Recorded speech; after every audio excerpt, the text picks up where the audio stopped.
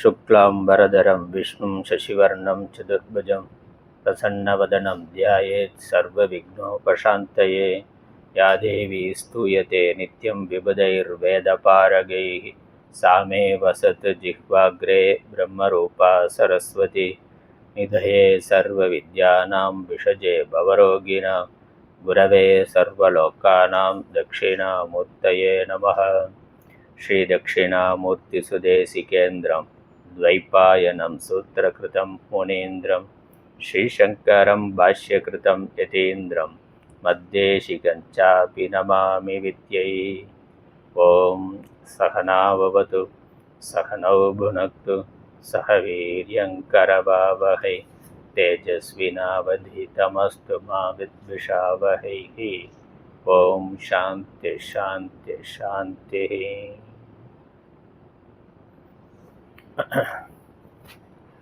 ईशावास्योपनिषद शांति मंत्र। ओम पूर्णमदः पूर्णमिदं पूर्णात् पूर्णमुदच्यते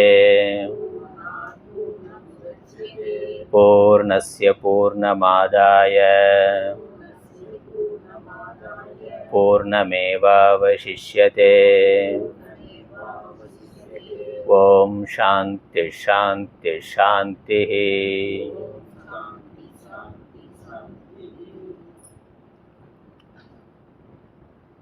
நான்காவது மந்திரம் பார்த்து கொண்டு இருக்கிறோம்.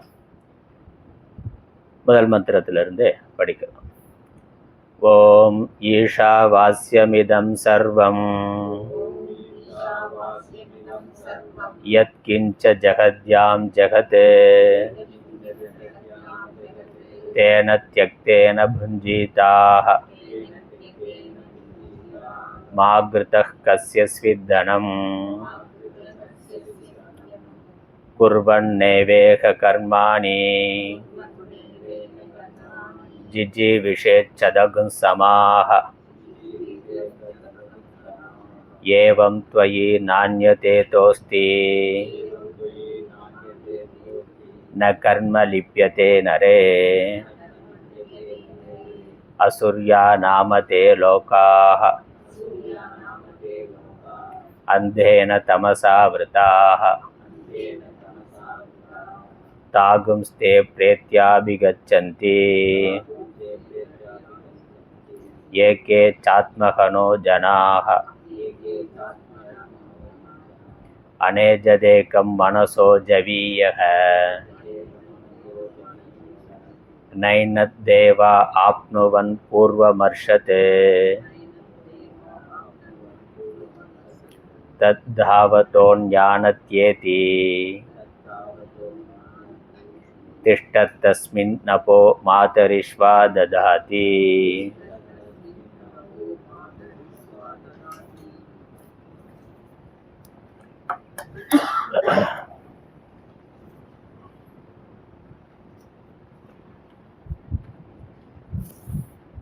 ஈஸ்வரனால் இந்த உலகம் வியாபிக்கப்பட்டுள்ளது என்ற ஞானத்தினால்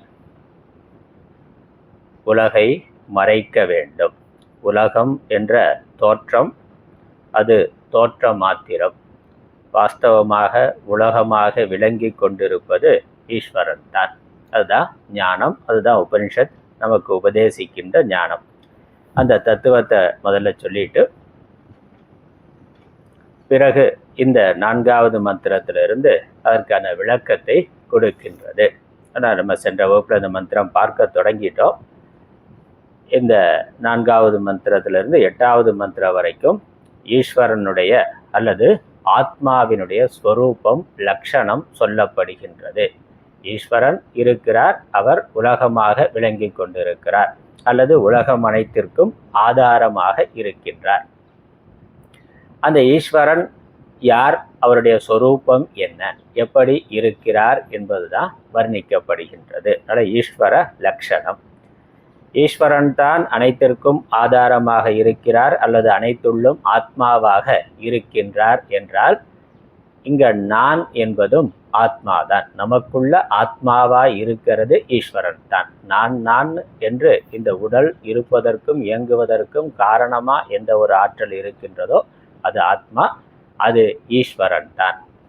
அதனால இங்க ஈஸ்வர லட்சணம் அல்லது ஈஸ்வரனை பற்றிய ஞானம் என்பது ஆத்ம லட்சணம், ஆத்மாவை பற்றிய ஞானம். அதனால் நான் யார் என்பது இங்கு உபதேசிக்கப்படுகின்றது. நான் என்ற ஆத்மாவினுடைய சொரூபமானது, ஆத்ம லட்சணமானது உபதேசிக்கப்படுகின்றது.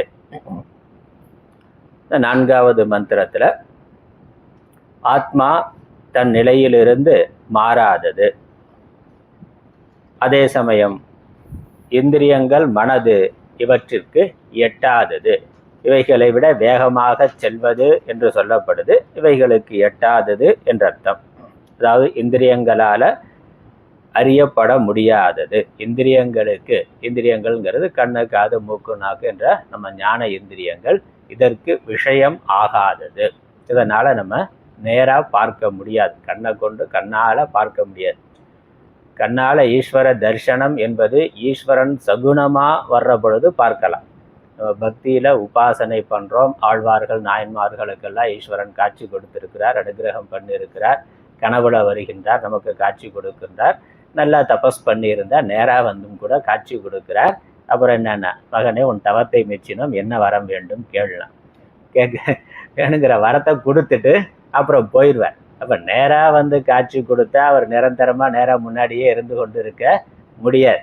அப்படி வருவார், அவர் விரும்பினா அவர் வந்து நம்ம உபாசனை பண்ணாக்க நம்மளுடைய பக்திக்கு அவர் கட்டுப்பட்டு பக்தி வலையில் படுவோன் காண்கன்னு பக்திக்கு கட்டுப்பட்டு அனுகிரகம் பண்றதுக்காக எந்த ரூபத்துல நம்ம இறைவனை தியானம் பண்றோமோ அந்த ரூபத்துல வந்து அனுகிரகம் பண்ணுவார், காட்சி கொடுப்பார், வரம் கொடுப்பார்.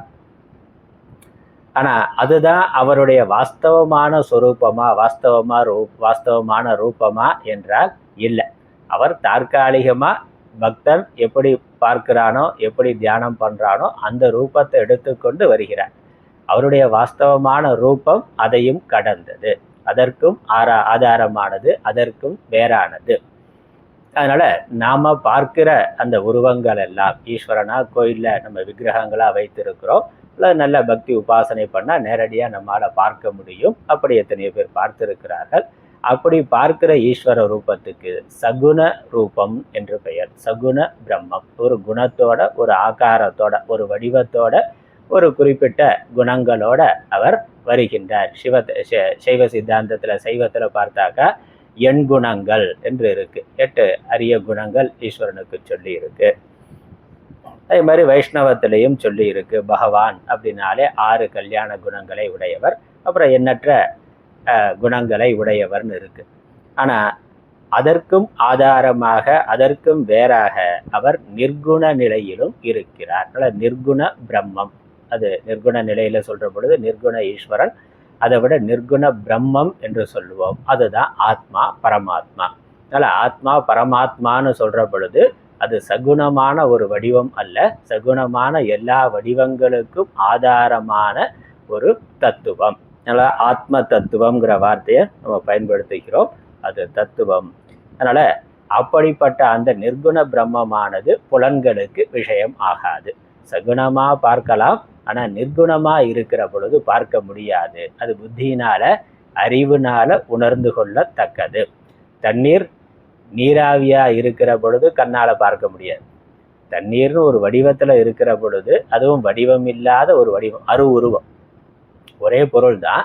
அது நீராவியா இருக்கிற பொழுது வடிவமே இல்லை. நீரா இருக்கிற பொழுது ஒரு வடிவம் இருக்கு, அதே சமயம் குறிப்பிட்ட வடிவம் இல்லை. தண்ணீர் இப்படித்தான் சதுரமா இருக்கும், வட்டமா இருக்கும், முக்கோணமா இருக்கும்னு சொல்ல முடியாது. அப்ப அது வந்து உருவம். உருவம் இருக்குன்னு சொல்வதற்கு இல்லை, இல்லை என்றும் சொல்வதற்கு இல்லை. நீராவிங்கிற பொழுது அருவம், தண்ணீருங்கிற பொழுது உருவம். அதே தண்ணீரை வந்து இன்னும் குளிர வைத்து பனிக்கட்டியாக்குனா நம்ம விரும்பின வடிவத்துக்கு கொண்டு வர முடியும், எல்லா ரூபத்துக்கும் கொண்டு வர முடியும். அப்ப தெளிவா கண்ணு, காது, மூக்கு வைத்து ஒரு உருவம் பண்ண முடியும். அதே தண்ணீர் தான், ஒரே பொருள் தான். அதே தண்ணீர் தான் பனிக்கட்டியா இருக்கிற பொழுது தெளிவான உருவம், தண்ணீரா இருக்கிற பொழுது உருவம். அதுவே வாயு நிலையில இருக்கிற பொழுது அரூபம். அப்படித்தான் இறைவனும் இருக்கிறார். அவருடைய யதார்த்தமா வாயு நிலையில வாயு மாதிரி இருக்கிற பொழுது, யதார்த்த நிலையில இருக்கிற பொழுது உருவமற்றவராக இருக்கின்றார். தண்ணீர்னு பார்த்தாலே தண்ணீரை பிரிச்சா என்ன இருக்கு? ஹைட்ரஜன், ஆக்சிஜன், வாயுக்கள் தான். ஹைட்ரஜன் 2 பங்கு, ஆக்சிஜன் 1 பங்கு, H2Oங்கிறோம்.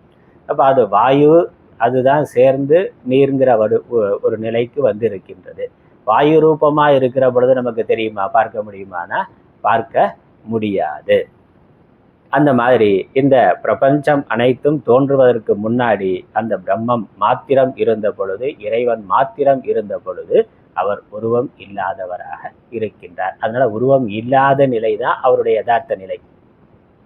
அப்புறம் விரும்பின காலத்துல ஒரு தேவைக்காக அவர் சிருஷ்டி பண்ணணும், தன்னுடைய மாயா சக்தியை வெளிப்படுத்தி உலகத்தை நான் படைக்கணும்னு நினைக்கிற பொழுது அந்த மாயையோட கூடி ஒரு உருவத்தை எடுக்கின்றார். அப்படி தேவதா ரூபங்கள்னு இருக்கு. அப்புறம் இன்னும் ஜீவரூபமாகவும் பல சரீரங்களை எடுக்கிறார், உலகமாகவும் அவர் இருக்கின்றார். அதனால இங்க இந்த மந்திரத்துல சொல்ற பொழுது அரூப தத்துவமா சொல்லுகின்றது. அவருடைய யதார்த்த சுரூபமான அரூப நிர்குண பிரம்ம தத்துவமானது சொல்லப்படுகின்றது. அதே சமயம் அது மாயை, ஒரு உபாதி, ஒரு உடலோடு கூடுகின்ற பொழுது அந்த உடலோடு சேர்ந்து செயல்படுவதாகவும் சொல்லப்படுது. அதனால 2 நிலையில இங்க சொல்லப்படுது. ஒன்று அருவ நிலை, இன்னொன்று உருவ நிலை. ஒரு உருவத்தோடு சேர்ந்து செயல்படுகின்ற நிலை. அந்த உருவம் உடலுக்கு உபாதின்னு பேர். சென்ற வகுப்புல, போன வகுப்புல சொன்னேன், உபாதின்னு பேர். உபாதி அப்படின்னாக்கா உடல், ஒரு தெளிவான வடிவம், குணம் இருக்கிறது உபாதி.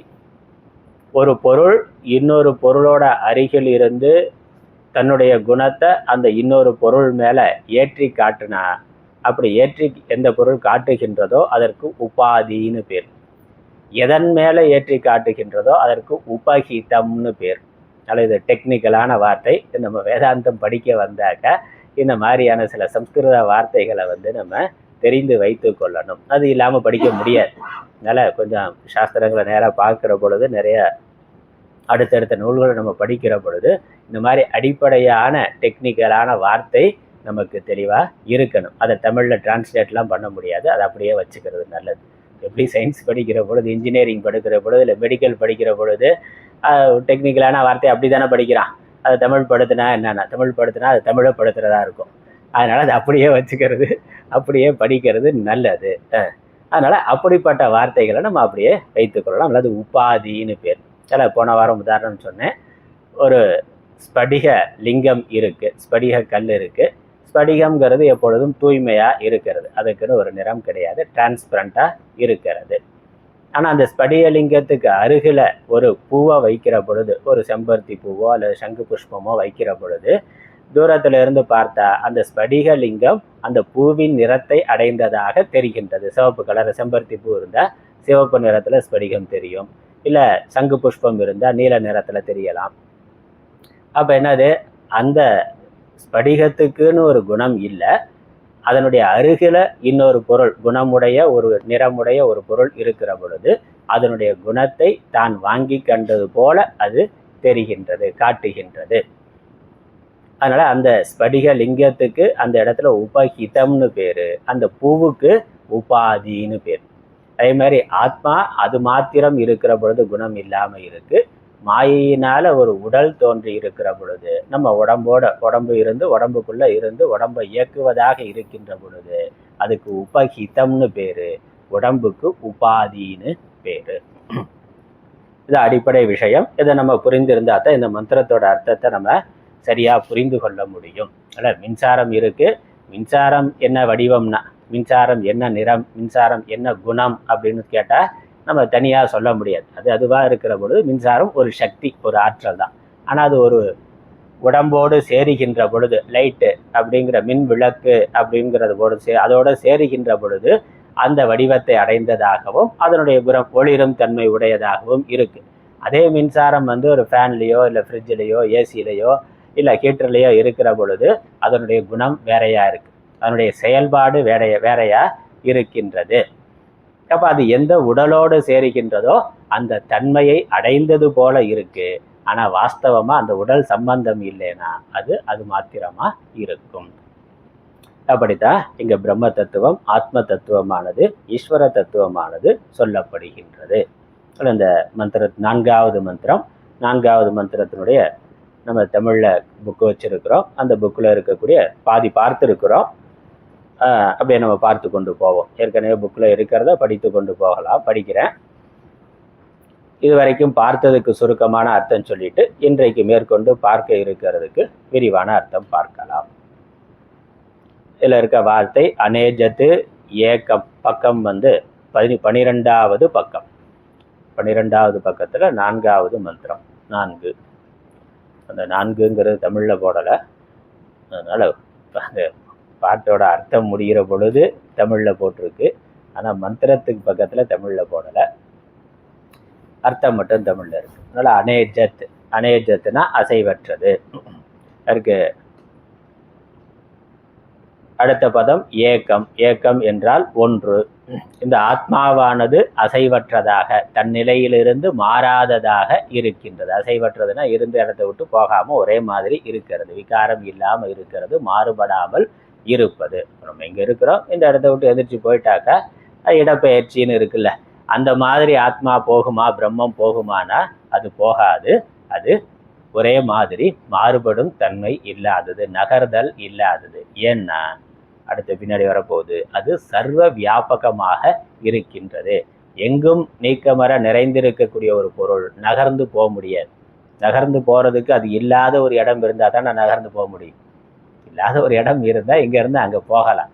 வியாபகமாக இருக்கிற பொருள் எப்படி நகர்ந்து போக முடியும்? ஆகாசம் நகர்ந்து போகுமானா? ஆகாசம் நகர்ந்து போக முடியாது. ஏன்னா ஆகாசம் இல்லாத ஒரு இடம்னு இல்லை.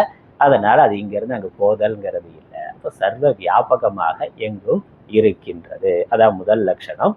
அப்படி சர்வ வியாபகமாக இருக்கிறதுனால அது மாறுபாடு இல்லாதது. தன் குணத்திலிருந்து, தன்னுடைய நிலையிலிருந்து பெயர்தல் என்பது, நகர்தல், செல்லுதல் என்பது, நழுவுதல் என்பது இல்லை.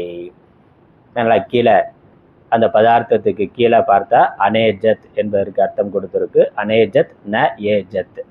அத ந ஏஜத் சேர்த்து சொன்னா அனேஜத். ஏஜத்னா ஏஜ்ரு கம்பனத்தில். கம்பனம்னா சலனம் என்று அர்த்தம். தன் அவஸ்தையிலிருந்து நழுவுதல், தன் நிலையிலிருந்து நழுவுறதுக்கு கம்பனம், சலனம்னு பேரு. அது இல்லாதது அநேஜது. அதனால அது இன்றிய தன்மை. அதனால தன் நிலையிலிருந்து நழுவுதல், மாறுதல் இல்லாத தன்மை. உலகம் தோன்றுவதற்கு முன்னாடி அது எப்படி இருந்ததோ, உலகம்ங்கிற தோற்றம் வந்த பிறகும் அது அப்படியே இருக்கின்றது. அது இறைவன் அப்படியே இருக்கிறார். தன் குணத்திலிருந்து மாறிவிடுவது, தன் தன்மையிலிருந்து மாறிவிடுவது இல்லை. சென்ற வாரம் உதாரணம் சொன்னேன். தங்கம் அது நகையாகிறதுக்கு முன்னாடி என்ன குணத்தோட எப்படி இருந்ததோ, நகையான பிறகும் அது அப்படியே இருக்கின்றது. நகையான பிறகு அந்த பொன்னிறம் மாறிடுதான, பிரகாசம் மாறிடுதான? மாறினாக்கா நகையாக்க மாட்டோம். அப்படியேதான் அது மாறாமல் இருக்கிறதா அதனுடைய சிறப்பே. அதோட தன்மையே, அதோட இயல்பே எத்தனை வருஷம் ஆனாலும் அது அதே பிரகாசத்தோட இருக்கிறது. எத்தனை முறை நம்ம அந்த வடிவத்தை, நகையை மாற்றி மாற்றி அழித்து வேற வேறையா பண்ணாலும் அதனுடைய இயல்பு மாறாமல் இருக்கிறதா அதனுடைய சிறப்பு. அதே மாதிரி தான் பகவான் இருக்கிறார். அதனால தன் நிலையிலிருந்து நழுவுதல் இல்லாதது.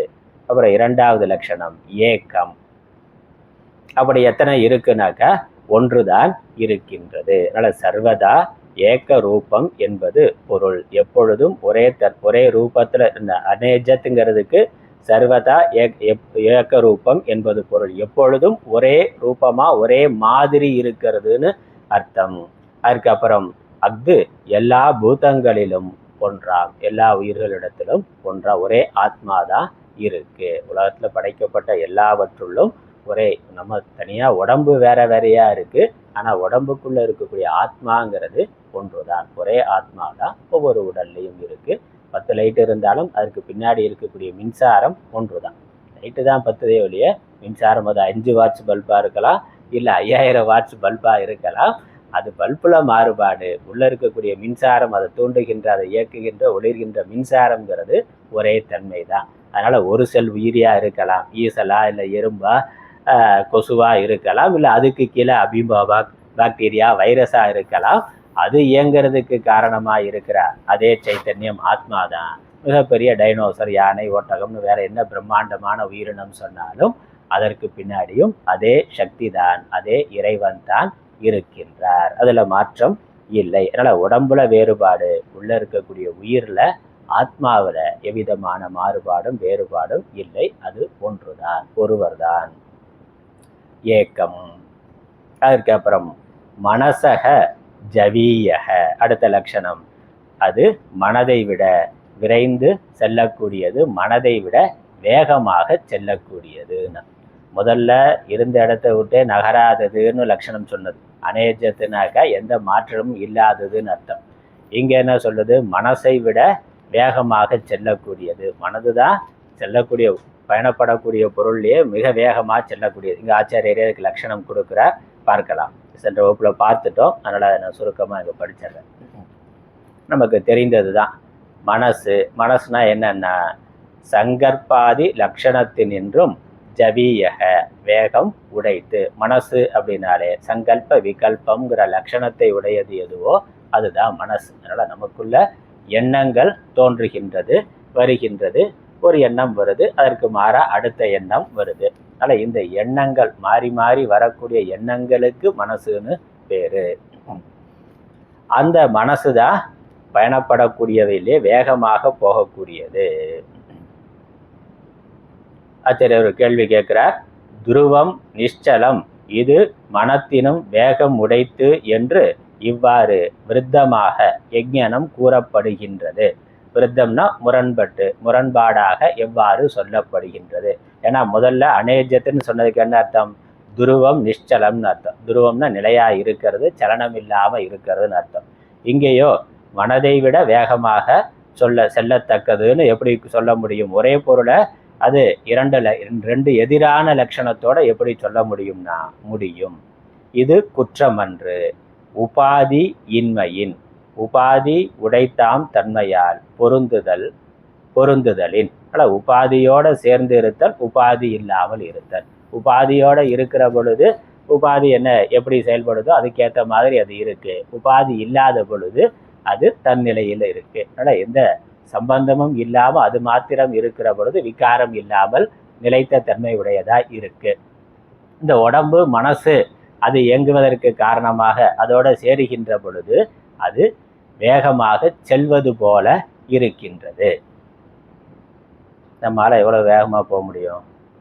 ஓடுனா, ஒரு மனுஷன் ஓடுனாக்க எவ்வளவு வேகமா, ஒரு 10 கிலோமீட்டர் ஸ்பீட்ல இல்லை 20 கிலோமீட்டர் ஸ்பீடில் போகலாம்.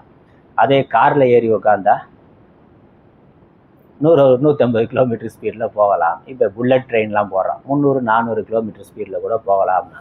ஆனால் உண்மையிலேயே போகிறானா? உட்காந்துருக்குறான்.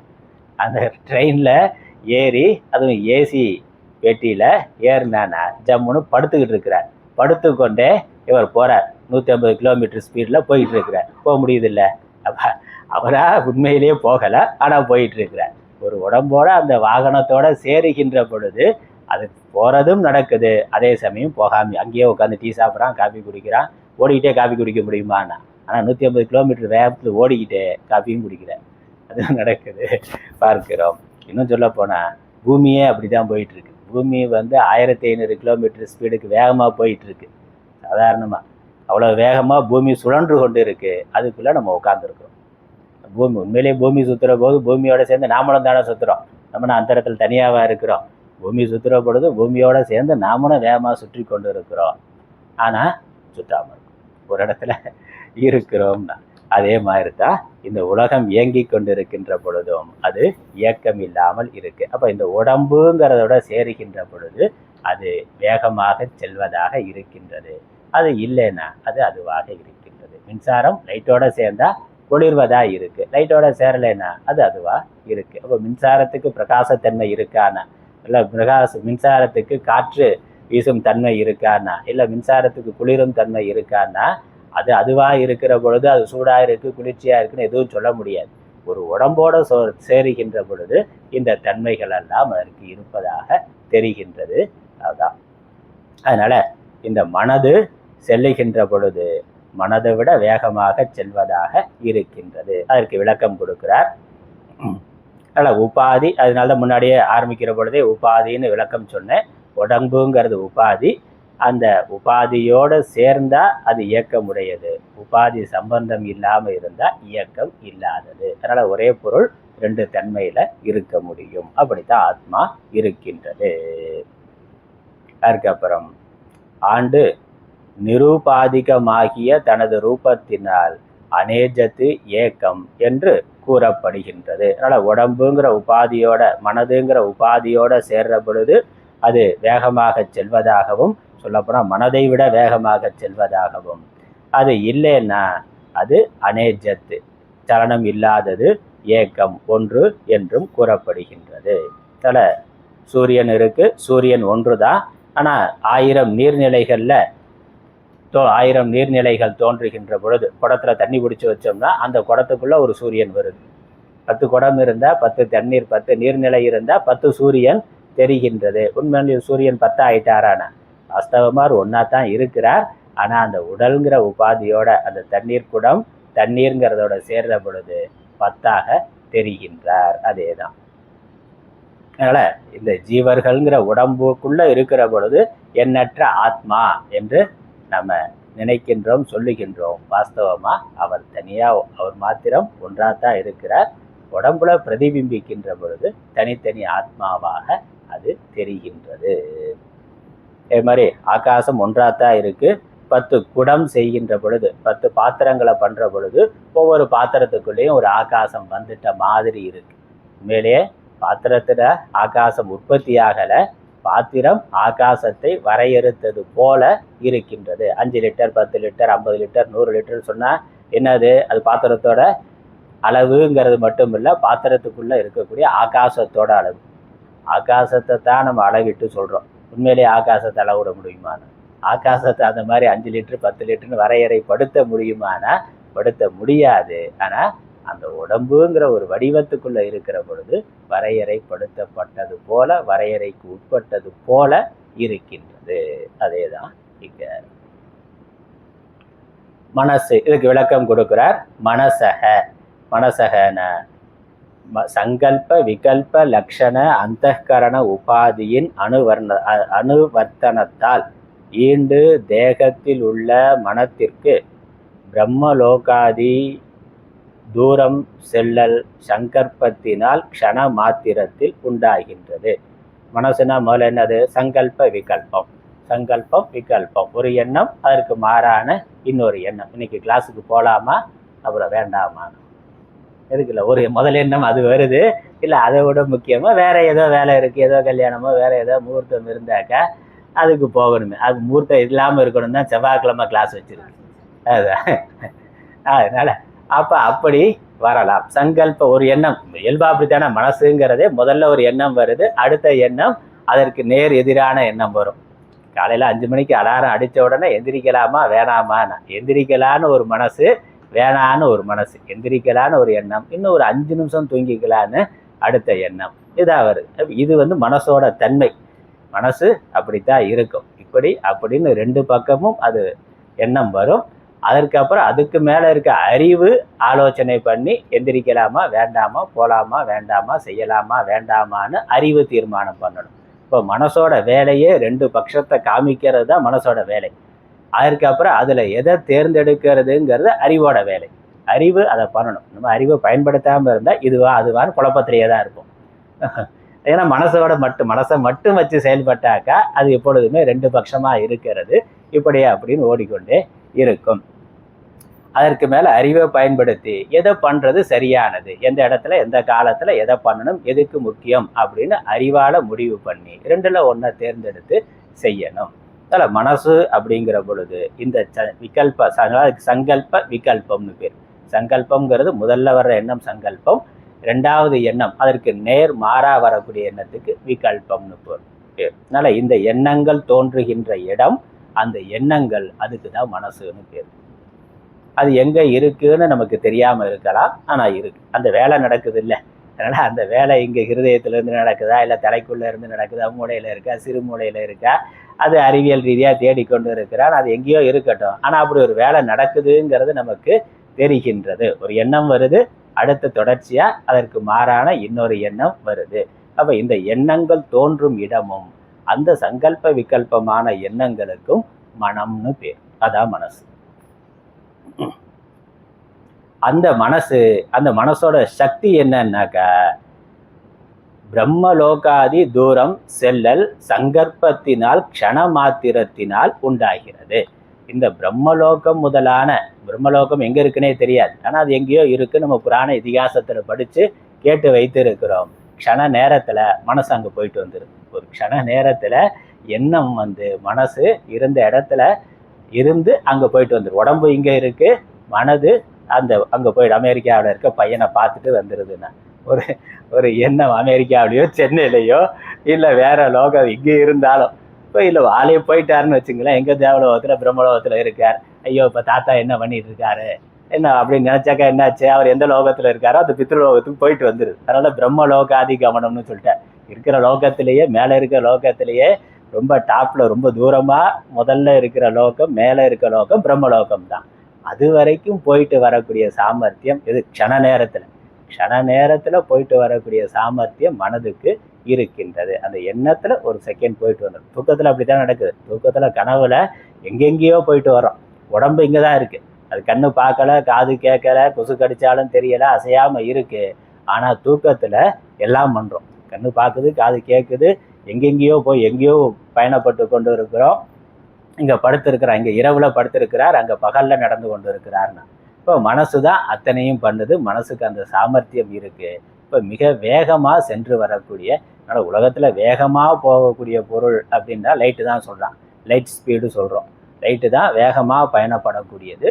இல்லை வாயு வேகம்னா காற்றும் வேகமா போகக்கூடியது. இந்த ரெண்டை விட வேகமா போகக்கூடியது மனதுக்கு அந்த தன்மை இருக்கின்றது, அந்த வேகம் இருக்கின்றது.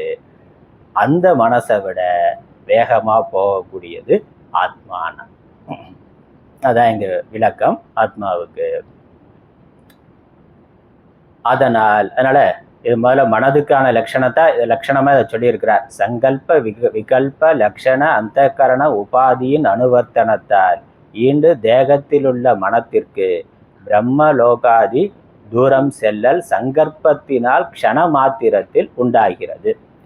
அதனால் மனத்தினும் விரைந்து செல்லும் தன்மை லோகத்தில் பிரசித்தமாம். இந்த மனது வேகமா போறதுங்கிறது உலகத்துல பிரசித்தமான ஒன்று. மனதை விட வேகமா போறது இல்லை, மனசு வேகமா போகக்கூடியதுங்கிறது நமக்கு எல்லாருக்கும் தெரிஞ்சது, நம்ம அனுபவத்துல இருக்கிறது, நமக்கு தெரிந்தது. அந்த மனதில் பிரம்ம லோகாதிகளை சீக்கிரம் செல்லுங்கால் முதலில் அடைந்தது போன்று ஆத்ம சைத்தன்ய விளக்கமானது கவருகின்றது. மனசு எங்கெல்லாம் போகுதோ அங்க ஆத்ம சைத்தன்யமும் அங்கே இருக்கின்றது. அதனால் மனத்தினும் விரைந்து செல்லுகின்றது என்று கூறப்பட்டது. அதனால மனசை விட இது வேகமா போகுதுன்னா மனசு அங்க போற பொழுது அங்க ஏற்கனவே ஆத்ம சைத்தன்யம் இருக்கின்றது. ஏன்னா ஆத்மா சர்வ வியாபகமா இருக்கிறது. அதனால மனசு எங்க போனாலும் அங்க ஆத்மாவானது ஏற்கனவே இருக்கின்றது. அதனால மனசோட வேகமா போறதுன்னு சொல்லப்பட்டிருக்கு. இன்னொன்று, மனதுங்கிறது தானா செயல்படாது. மனதுங்கிறதும் பஞ்சபூத காரியம்தான், ஜடம்தான். எப்படி நம்மளுடைய இந்த ஸ்தூலமான உடம்பு பஞ்சபூதத்தினால் ஆனது, பஞ்சபூதம் ஜடமானது நமக்கு தெரியும்.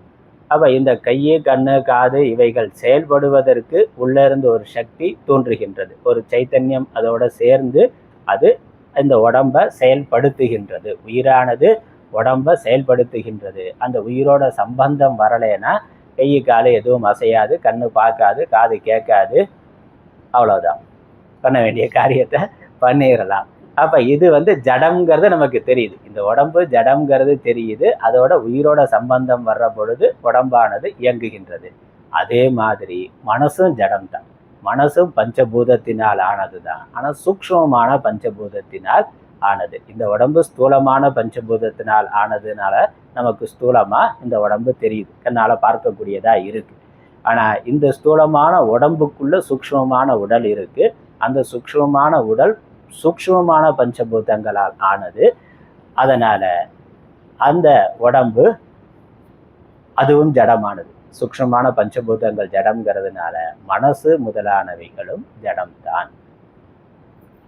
அப்ப அதுக்கு எப்படி இயக்கம் வருதுன்னா, அதற்கும் வேற, அதற்கும் உள்ள இருக்கக்கூடிய ஆத்ம சைத்தன்யம் அந்த மனதுல பிரதிபிம்பிக்கின்ற பொழுது அந்த மனது இயங்கும் தன்மை பெறுகின்றது. அதற்கப்புறம் அந்த மனது சூக்ஷ்ம சரீரம் ஸ்தூல சரீரத்தோட சம்பந்தம் அடைந்து ஸ்தூல சரீரத்தை இயக்குவதாக ஆகின்றது. ஸ்தூல சரீரம் ஆத்மா உயிரால இயங்குது, ஆனா நேரடியா இல்லை, மனது வழியாக. மனது ஸ்தூல சரீரத்தோட சேருகின்ற பொழுது ஸ்தூல சரீரம் இயங்குகின்றது. அந்த சம்பந்தம் இல்லாம மனசு மட்டும் தனியா இயங்க முடியும். மனசு இல்லாம ஆத்மா இல்லாம ஸ்தூல சரீரம் மட்டும் தனியா இயங்காது. ஆனா இந்த ஸ்தூலமான உடம்போட சம்பந்தம் இல்லாம மனது மட்டும் தனியா இருக்க முடியும், இயங்க முடியும். ஆத்மா மட்டும் தனியா இருக்க முடியும். அதுதான் எப்படி கனவுல அதான் நடக்குது. கனவுல இந்த ஸ்தூல சரீரம் இந்த கையை கால அசையலை, கண்ணு பார்க்கல, காது கேட்கல. ஆனா கனவுல ஒரு சரீரம் இருக்கு, அங்க நம்ம பார்க்கிறோம், கேட்கிறோம், சாப்பிட்றோம், கொடுக்குறோம், வாங்குறோம். இங்க என்னெல்லாம் வேலை பண்றோமோ அத்தனை வேலையும் இந்த ஸ்தூல சரீர சம்பந்தம் இல்லாம கனவுல பண்றோம். இப்ப கனவுல ஒரு உடல் இருக்கு, அந்த உடம்பு அதுதான் சூக்ஷ்ம சரீரம். இந்த ஸ்தூல உடம்போட சம்பந்தம் இல்லாம கனவுல அது மாத்திரம் செயல்படுது. விழிப்பு நிலையில அந்த சூக்ஷ்ம சரீரம் இந்த ஸ்தூல சரீரத்தோட சேர்ந்து செயல்படுகின்றது. அதான் விழிப்பு நிலைக்கும் கனவு நிலைக்கும் இருக்க வித்தியாசம். கனவு நிலையில மனசு சூக்ஷ்ம சரீரம் மட்டும் செயல்படுது. விழிப்பு நிலையில ஸ்தூல சரீரத்தோட சேர்ந்து செயல்படுகின்றது. ஸ்தூல சரீரத்தை தனக்கு உதவி வைத்து கொண்டு அதுல இருந்து அது செயல்படுகின்றது. அதனால மரணத்துல என்ன நடக்குது? இந்த ஸ்தூல உடம்பை விட்டுட்டு சூக்ஷ்ம சரீரம் பிரிஞ்சு போறது தான் மரணம். சூக்ஷ்ம ஸ்தூலமான உடம்பை விட்டுட்டு உள்ள இருக்கக்கூடிய சூக்ஷ்ம சரீரம் எப்படி கனவுல தான் மாத்திரம் செயல்படுதோ, அதுக்கப்புறம் ஒரு குறிப்பிட்ட காலத்துல இந்த ஸ்தூலமான உடம்பையே விட்டுட்டு அந்த சூக்ஷ்ம சரீரம் தனியா போகுது. போய் என்ன பண்ணுது? இன்னொரு ஸ்தூல சரீரத்தோட சேர்ந்து கொள்ளுகின்றது. அது அடுத்த பிறப்பு. அவ்வளவுதான். அது அடுத்த பிறப்புன்னு அடுத்த இன்னொரு உடம்போட சேர்ந்த இன்னொரு பிறப்பா வருது. இல்லைன்னா அது எந்த லோகத்துக்கு வேணும், அதோட புண்ணிய பாவத்துக்கு தகுந்த மாதிரி இன்னொரு லோகத்துக்கு போகலாம். இன்னொரு உடம்போட சேராம அது மட்டும் சுத்திட்டு இருந்தாக்க அதான் பேய் பிசாசு. அதான் பேய் பிசாசு. ஸ்தூல சரீர சம்பந்தம் இல்லாம சூக்ஷ்ம சரீரம் மட்டும் தனியா சஞ்சாரம் பண்ணி கொண்டு இருக்கிறது தான் பேய் பிசாசு. அப்படி ரொம்ப நாளைக்கு இருக்காது. ஆனா இன்னொரு ஸ்தூல உடம்பு தயாரான பிறகு உடம்பை விட்டு உயிர் போனாக்கா அது உடனடியா அடுத்த ஸ்தூல சரீரத்துக்கு போயிருக்கு. விபத்துனாலேயோ அல்லது கொலையினாலேயோ செயற்கையா இந்த ஸ்தூல சரீரத்தை விட்டு சூக்ஷ்ம சரீரம் பிரிகின்ற நிலை வருகின்ற பொழுது இன்னொரு ஸ்தூல சரீரம் தயாராகிற வரைக்கும் அது தனியா செயல்பட்டு கொண்டு இருக்கு. அதான் ஆதி பேய் பிசாசுங்கிறது. அதனால அப்படி ஒண்ணு இருக்குன்னு புரிஞ்சுக்கணும். அதுக்காக சொல்றேன். அதனால இங்க பேயை பத்தி சொல்றது விஷயம் இல்லை. இப்படித்தான் இதான் சாஸ்திரம் சொல்ற விஷயம். இதுதான் உடம்பு இல்லாம மனது தனியா செயல்படும். அப்புறம் மனது உடம்போட சேர்ந்து செயல்படுகின்றது. இந்த உடம்பு மனது உள்ள இருக்கக்கூடிய மனதுங்கிறது சூக்ஷ்ம சரீரத்துல இருக்கிறது. அந்த சூக்ஷ்ம சரீரமும் ஜடமானது தான். சூக்ஷ்மமான பஞ்சபூதத்துல இருந்து தோன்றியது. அந்த சூக்ஷ்ம சரீரம் அந்த மனது இயங்குறதுக்கு ஆதாரமா காரணமா இருக்கிறது ஆத்மா. அதனால ஆத்மா அதோட பிரதிபிம்பம் மனசுல மனது செயல்படுது.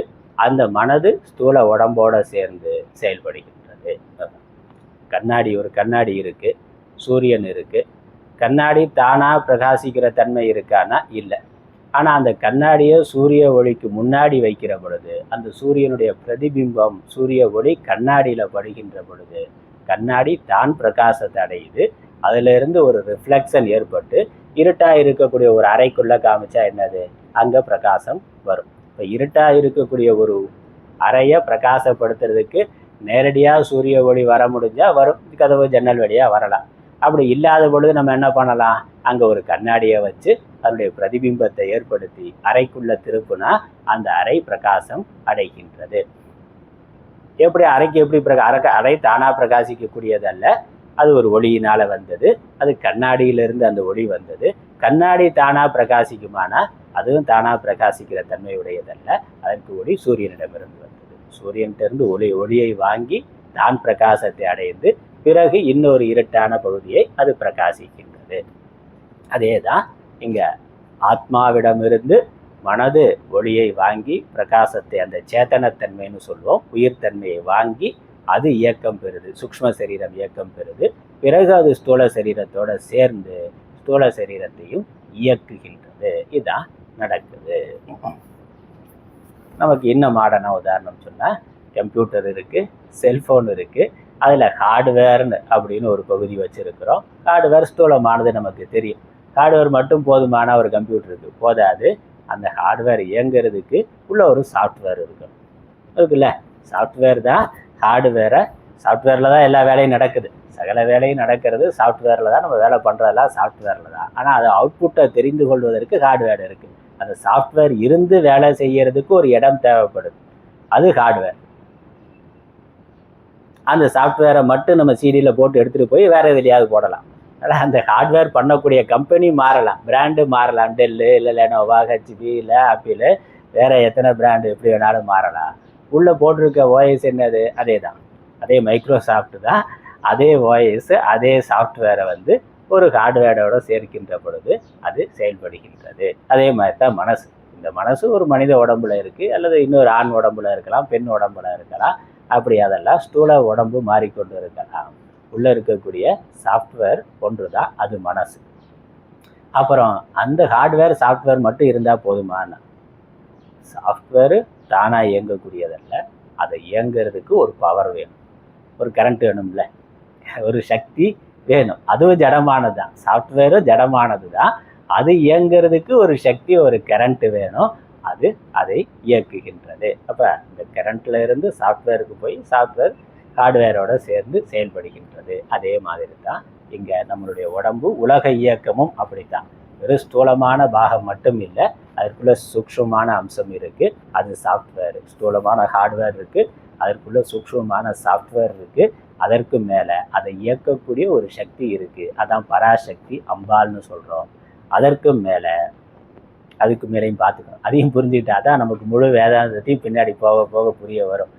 அந்த கரண்ட்டு மட்டும் இருக்குமானா? கரண்ட்டும் ஜடமானது தான், இதுதானே? கரண்ட்டும் ஜடமானது தான். அந்த கரண்ட்டு உற்பத்தி பண்ணது யார்? கரண்ட்டு எங்கேருந்து வருது, எப்படி வருது? அதை உற்பத்தி பண்ணுற ஆள் சேத்தனமான ஒரு மனுஷன். அந்த கரண்ட்டும் அந்த சக்தி, கரண்ட்டுங்கிறது ஒரு சக்தி, மின்சாரங்கிறது ஒரு சக்தி, அது சாஃப்ட்வேரோட ஹார்ட்வேரோட சேர்ந்து அதை இயக்குகின்றது. ஆனால் அந்த சக்தியும் பராசக்தியும் தான் தனியாக இருக்க முடியாது, சேத்தனம்ங்கிற பிரம்மத்தை சார்ந்து தான் இருக்க முடியும். அப்போ ஒரு மனிதன், அறிவுடைய ஒரு மனிதன், ஒரு சேத்தனமான ஒரு மனிதன் அந்த மின்சாரத்தை கண்டுபிடிச்சா, மின்சக்தியை வைத்து கொண்டு ஒரு சாஃப்ட்வேர், ஒரு ஹார்ட்வேர் இதெல்லாம் சேர்த்து வேலை பண்ணுறான். அதே மாதிரி இந்த பிரபஞ்சம் முழுவதற்கு ஆதாரமாக இருக்கிறது பரபிரம்மங்கிற சைத்தன்யம், சேதனன், புருஷோத்தமன். அதனால் இந்த உடம்புக்குள்ள மனுஷன்னு சொன்னாக்க பிரபஞ்சம் முழுவதற்கும் ஆதாரமாக இருக்கக்கூடிய புருஷன் அல்லது புருஷோத்தமன். பிரகிருதிங்கிற அந்த பவர், அந்த சக்தியை வைத்து கொண்டு, அதான் மாயாசக்தின்னு சொல்கிறோம். மாயாசக்தி அல்லது பிரகிருதி அல்லது பராசக்தி, அது அந்தந்த சித்தாந்தத்துக்கு தகுந்த மாதிரி பேரை மட்டும் மாற்றி மாற்றி சொல்லுவோம். அதனால் சைவ சித்தாந்தமாக இருந்தால் பராசக்தின்னு சொல்ல வேண்டியதா, வைஷ்ணவமாக இருந்தால் அம்பாள் மகாலட்சுமின்னு சொல்லலாம். அப்புறம் இல்லை வேதாந்தமாக இருந்தால் நம்ம மாயாசக்தின்னு சொல்கிறோம். மாயாசக்தி, அந்த மாயாசக்தி அதற்கும் ஆதாரமாக இருக்கிறது ஆத்மாங்கிற பிரம்மம். அந்த ஆத்மா பிரம்மம் மாயாசக்திங்கிற பராசக்தியை வைத்து கொண்டு சூக்ஷ்மமாக ஒரு பிரபஞ்சத்தை படைக்குது, சூக்ஷ்மமான ஜீவர்களுக்கான சரீரத்தை படைக்குது. அதுக்கப்புறம் அது இருந்து செயல்படுவதற்கு ஸ்தூலமான உலகத்தை, ஸ்தூலமான உடலை படைக்கின்றது. இது எல்லாம் சேர்ந்து தான் உலக இயக்கமாக இருக்கின்றது. அதனால் இங்கே என்னன்னு பார்த்தா, ஸ்தூல உலகம், ஸ்தூல உடல்கள், அதற்குள்ள சூக்ஷ்ம உடல் அல்லது சூக்ஷ்ம உடல், சூக்ஷ்ம உடல்னு பிறகு சூக்ஷ்ம உலகம், சூக்ஷ்ம உடல். உலகம், உடல், ஸ்தூலமான ஒரு உடம்பு, ஸ்தூலமான ஒரு உலகம், அதற்குள்ள சூக்ஷ்மமான ஒரு உலகம், சூக்ஷ்மமான ஒரு உடல், அதற்கும் உள்ள ஒரு சக்தி, அது இயங்கிறதுக்கு காரணமாக இருக்கக்கூடிய சக்தி, அதை மூல பிரகிருத்தின்னு சொல்கிறோம், அல்லது அவித்யா அஜ்ஞானம்னு சொல்லுவோம். அது பின்னாடி பார்க்கலாம். அதற்கும் மேலே இருக்கிறது ஆத்மாங்கிற பிரம்ம சைத்தன்யம். இதுதான் சாஸ்திரம் சொல்லுகின்ற தத்துவம். அதனால் இந்த ஆத்மாவானது மனசோடு சேர்ந்துகிற பொழுது, மனசு சங்கல்பம் பண்ணுது, எங்கே வேணாலும் போகும்.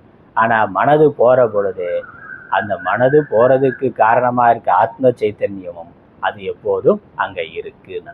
அதனால மனசை விட அது வேகமா போகுதுன்னா அது முன்னாடி போனா தான் இது பின்னாடி போக முடியும். அதோட சம்பந்தம் இல்லாம இது போகவே முடியாதுங்கிறத காமிக்கிறதுக்காக அது மனதை விட வேகமாக செல்வதுன்னு சொல்லி இருக்கு. சரி, அடுத்த விஷயம். அடுத்த வார்த்தை தேவாகா அப்படின்னு வார்த்தை வருது. அதற்கு விளக்கம் கொடுக்கிறார். ந ஏனத் தேவாகா ந ஆப்னுவன். இங்க இதுவரைக்கும் தேவாக இதுவும் பார்த்துட்டோம். சென்ற வகுப்புல இதெல்லாமே பார்த்துட்டோம். அதனால நான் சம்ஸ்கிருதத்தில் படிக்காம தமிழ்ல மட்டும் சொல்றேன். சென்ற வகுப்புல இதெல்லாம் சம்ஸ்கிருதத்தை படிச்சுட்டோம். தேவாகாங்கிறதுக்கு இந்த இடத்துல புலன்கள் என்ற அர்த்தம். நம்ம கண்ணு, காது, மூக்கு, நாக்கு, கைகள், உடம்புல கர்ம இந்திரியங்கள்னு 5 இருக்கு, ஞான இந்திரியங்கள்னு 5 இருக்கு. இந்த ஞான இந்திரியங்கள் 5 தான் இங்க தேவாகான்னு சொல்லப்படுது, தேவர்கள்னு சொல்லப்படுது. தேவர்கள்னா பிரகாசம் உடையது எதுவோ அதுக்கு தேவன்னு பேர். நல்ல தேவன் அப்படின்னாலே நம்ம தெய்வங்கள் தேவர்கள்னு சொல்றோமே. திவ் அப்படிங்கிறதுலேருந்து வந்தது. டு ஷைன், பிரகாசம் என்ற அர்த்தம். இந்த உடம்புல இருக்க கண்ணு, காது, மூக்கு, நாக்கு இவைகள் தான் விஷயங்களை விளக்குகின்றன. விஷயங்களை பிரகாசப்படுத்துறது கண்ணு தானே. நிறம் இருக்கு, பொருள் இருக்குன்னா கண்ணுல இருக்க பிரகாசமானது பொருளோட சேர்ந்து இது இன்ன பொருள்னு காமிக்குது. இது மாதிரி காதுக்கு ஒரு பிரகாசத்தன்மை இருக்கு. வெளியே வரக்கூடிய சப்தங்கள் அது கிரகிச்சு அந்த சப்தத்தை நமக்கு கொடுக்குது. அப்போ அது ஒரு பிரகாசம். அது அந்த சப்தங்களை பிரகாசிக்கின்ற தன்மை காதுக்கு இருக்கு. இது மாதிரி நறுமணம், வாசனை இருக்குன்னா அந்த வாசனைகளை பிரகாசப்படுத்துகிற தன்மை மூக்குக்கு இருக்கு. இது மாதிரி சுவை, அறுசுவை உணவு பொருள்களில் இயற்கையில சுவை இருக்கு. அந்த சுவை என்ன சுவைன்னு பிரகாசப்படுத்துகிற தன்மை எதுக்கு இருக்கு? நாக்குக்கு இருக்கு. நாக்குக்கு அந்த சுவையை அறியும் தன்மை இருக்கே, அந்த ஞானம் அதுதான் பிரகாசம்னு சொல்லப்படுது. அந்த பிரகாசத்தன்மை இருக்கிறதுனால இந்த இந்திரியங்களுக்கு தேவர்கள்னு பேர். அதனால் இந்த இடத்துல தேவர்கள் அப்படிங்கிறதுக்கு தேவாகாங்கன்னா தேவர்கள், தேவர்கள்னா புலன்கள்னு அர்த்தம். கண்ணு, காது, மூக்கு, நாக்கு, தோள்ங்கிற 5 இந்திரியங்கள். அந்த தேவர்கள் என்னன்னா, அதனால சக்ஷு முதலிய இந்திரியங்கள்னு சொல்லிட்டார். தேவாகனா, தேவாகங்கிறது விளக்குதலின் தேவர்கள். விளக்குதல்னா விளக்குகின்றதால், பொருள்களை விளங்கச் செய்வதனால் புலன்களுக்கு தேவர்கள்னு பேரு. எது? கண் முதலிய இந்திரியங்கள். சக்ஷுனா கண்ணுன்னு அர்த்தம். கண் முதலிய இந்திரியங்கள். கண் முதலிய இந்திரியங்கள்னா கண்ணு, காது, மூக்கு, நாக்கு, தோள்ங்கிற 5 ஞான இந்திரியங்கள், சென்ஸ் ஆர்கன்ஸ் 5. இது என்ன பண்ணுது? ந ஏனத்து.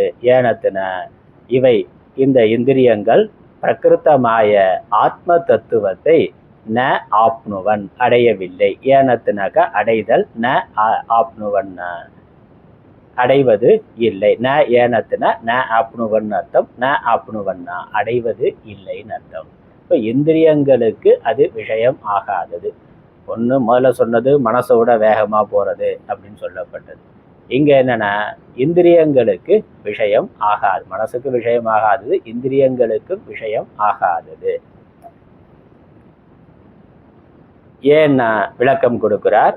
அதனினும் மனம் வேகம் உடைத்து, இந்த இந்திரியங்களை விட மனசு வேகமாக போகக்கூடியது. கண்ணு போகிற வேகத்தோட மனசு போகிற வேகம் அதிகம். அதனால் இந்திரியங்களை விட மனது வேகமாக போகக்கூடியது.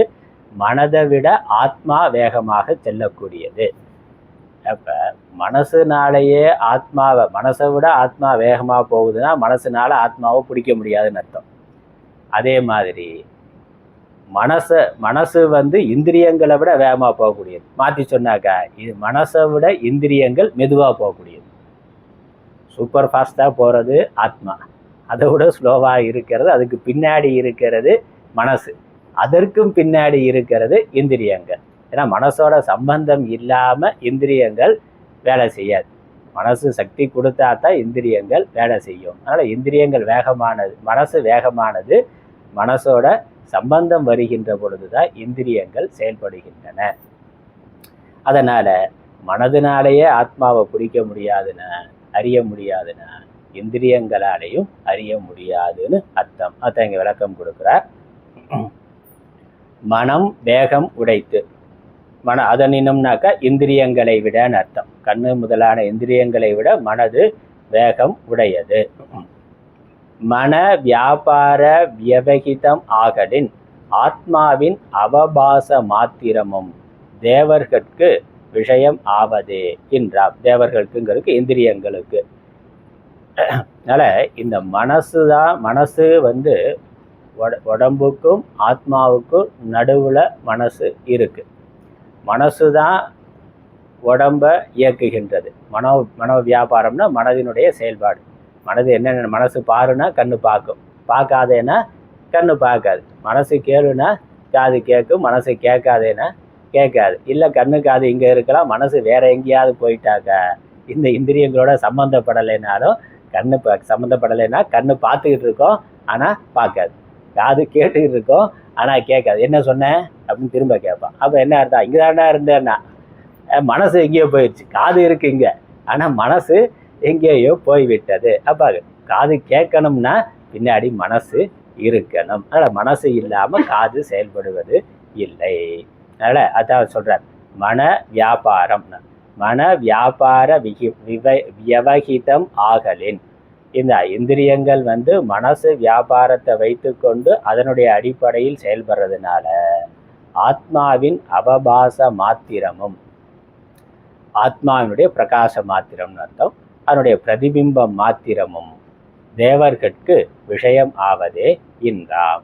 அந்த இந்திரியங்களால ஆத்மாவினுடைய பிரகாசத்தை அறிந்து கொள்ள முடியாதுன்னா இந்திரியங்களுக்கு ஆத்மா விஷயமாகாதுன்னு அர்த்தம். போன வாரம் அதுக்கு விளக்கம் சொன்னேன். இந்த லைட்டு முன்னாடி இருக்கக்கூடிய எல்லாத்தையும் பிரகாசப்படுத்தும், ஆனால் தான் பிரகாசமாக இருக்கிறதுக்கு காரணமான மின்சாரத்தை லைட்டுனால பிரகாசப்படுத்த முடியாது. ஏன் முடியாதுன்னா அதுக்கு பின்னாடி இருக்கு. அதனால் பின்னாடி இருக்கிறத அது பிரகாசப்படுத்த முடியாது, முன்னாடி இருக்கிறத பிரகாசப்படுத்த முடியும். தான் இருப்பதற்கும் தான் இயங்குவதற்கும் எந்த ஒரு சக்தி காரணமாக இருக்கோ அந்த சக்தியை இந்த மின் விளக்குனால பிரகாசப்படுத்த முடியாது. அதே தான் இங்கே கண்ணு பார்க்கறது, காது கேட்கறது, மனசு செயல்படுவதற்கு பின்னாடி காரணமாக அதற்கு ஆதாரமாக இருக்கிறது ஆத்மா. அதனால் இந்த இந்திரியங்களால் புறத்தில் இருக்க பொருளை தான் பார்க்க முடியுமே இல்லையா, தனக்கு பின்னால் இருக்கக்கூடிய பொருளை அதனால் பார்க்க முடியாது. அதனால் இந்திரியங்களுக்கு விஷயம் ஆகாது அப்படிங்கிறத இப்படி உபனிஷத் சொல்லுகின்றது.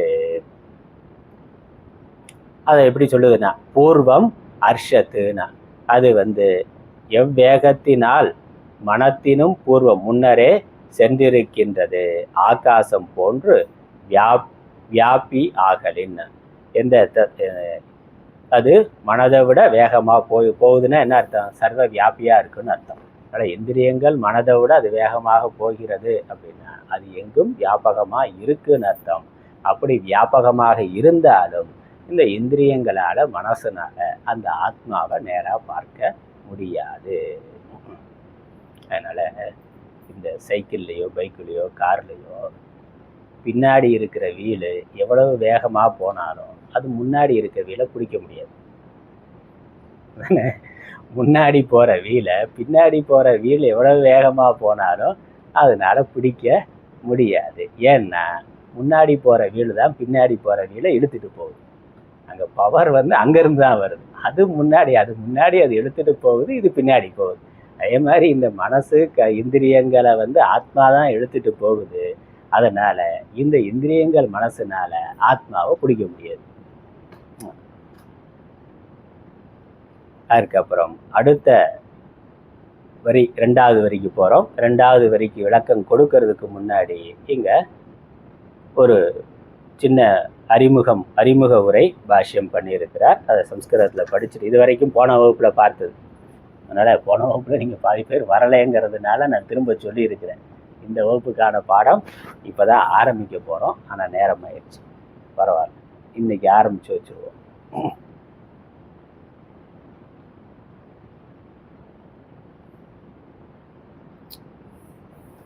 சம்ஸ்கிருதத்தில் நான் சொல்கிறேன், திரும்ப சொல்லலாம், அதுக்கப்புறம் அர்த்தம் பார்க்கலாம்.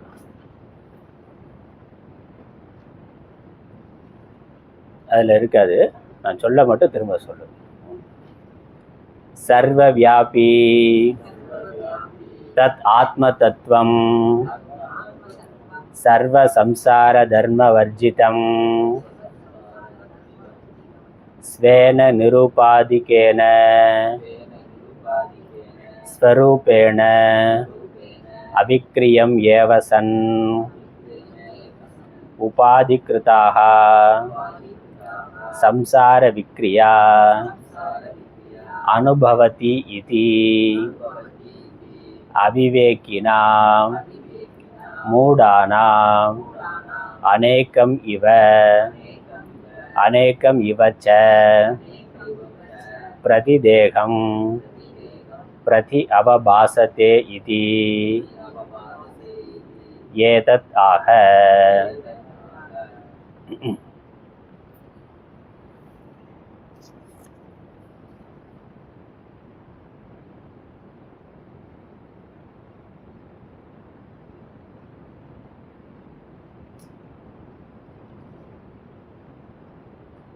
அதனால் இது வரைக்கும் நம்ம பார்த்துருக்கிறது முதல் வரிக்கு, இந்த மந்திரத்தோட முதல் வரிக்கு அர்த்தம் பார்த்துருக்குறோம்.